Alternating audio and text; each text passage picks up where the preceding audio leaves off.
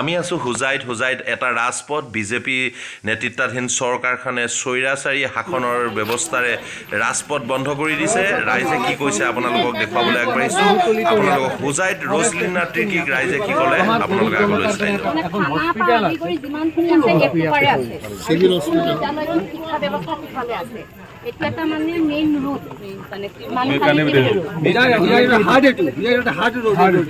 বিশেষ মানুহ ৰাতিপুৱা এই যে আমাৰ ৰামকৃষ্ণ মিছন আছে ইয়াত আহে প্ৰাৰ্থনা কৰে মানুহৰ মনটো ভাল লাগি যায়। এইবিলাক মানে আধ্যাত্মিক লাইনটো বন্ধ কৰি দিছে। বহুতো ঘূৰি আহিব লাগে। গভৰ্ণমেণ্ট স্কুললৈ ল'ৰা ছোৱালী খোজকাঢ়ি যায় 1 কিলোমিটাৰ এফালে গ'লে আব্দুল হাছিব।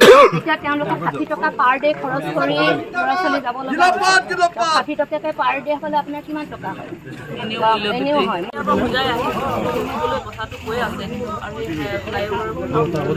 আৰু মেডাম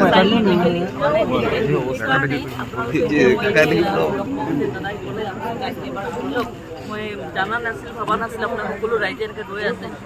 ধন্যবাদ জ্ঞাপন কৰিছোঁ যে আপোনালোকে অকণমান মাতি দিলে, অকণমান দিলে, আৰু ময়ো গম পালোঁ আপোনালোকৰ যোগেদি কথাখিনি।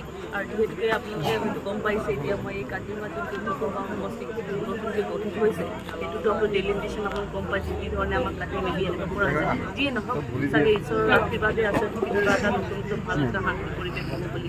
সেইকাৰণে প্ৰাৰ্থিত্ব আমাক দলে দিছে আৰু আমাৰ মন্ত্ৰৰ লগতে আমি একেলগে আমাক সমৰ্থন জনাই কাৰণে যদি জয়যুক্ত হৈ আছোঁ নিশ্চয় মই আপোনালোকৰ পাৰ্লিয়ামেণ্টত আমাৰ সমস্ত হুজাইবাসীৰ পৰাও আপোনালৈ শুভেচ্ছা থাকিল। আপুনি আগবাঢ়ক আৰু আমাৰ জনসাধাৰণৰ কাম কৰাৰ শক্তি ভগৱানে দিয়ে।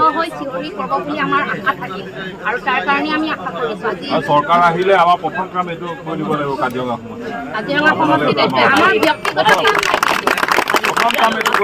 আপোনালোকে এই কথাটো কৈছে, আমিও সেইকাৰণে যুঁজ দি আছোঁ যাতে আমাৰ সংবিধানটো ৰক্ষা হয়, গণতন্ত্ৰটো যাতে বাঢ়ি থাকে, সেইটোৰ কাৰণে আমিও লাগি আছোঁ। আপোনালোকক সমৰ্থন দিছে, খুবেই ভাল লাগিছে আৰু আশা কৰিছোঁ চৰকাৰ গঠন হ'লে আমি জয়যুক্ত হৈ আহিলে আপোনালোকে এই কথাখিনি আমি এড্ৰেছ কৰিব কাৰণে মোৰ ফালৰ সমাধান আমাৰ ব্যক্তিগত নহয়, হয়তো সমূহ এটা আমাৰ প্ৰব্লেম এটা। সেইকাৰণে এই কথাটো অকণমান লিখিত দি থকা মই এটা ৰাখি থওঁ